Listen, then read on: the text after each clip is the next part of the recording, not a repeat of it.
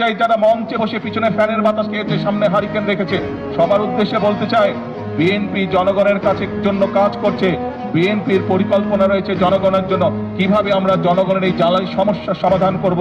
ইনশাল্লাহ আগামী এই যে সংসদ 27 তারিখে শুরু হবে, এই সংসদে আমরা বাংলাদেশ সংসদের মধ্যেই আমরা বাংলাদেশের জনগণের সামনে উপস্থাপন করব আগামী 10 বছর আমরা কিভাবে এই দেশের মানুষের জন্য জ্বালানি সমস্যার সমাধান করব, সেই পরিকল্পনা।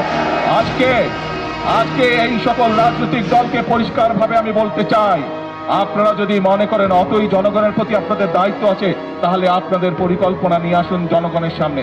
আপনাদের পরিকল্পনা যদি আগামী 3 মাসের মধ্যে সমস্যার সমাধান করে দিতে পারে, তাহলে আমি আপনাদের পরিকল্পনায় গ্রহণ করব।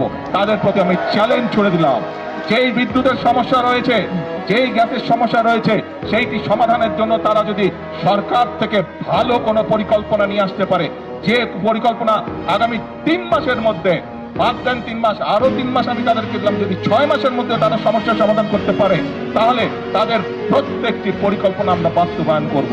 আর যদি তারা শুধুমাত্র জনগণকে বিভ্রান্ত করার জন্য, দেশকে বিভ্রান্ত করার জন্য এইসব কথা তারা বলে থাকে, তাহলে অবশ্যই তাদেরকে জনগণের কাছে ক্ষমা চাইতে হবে।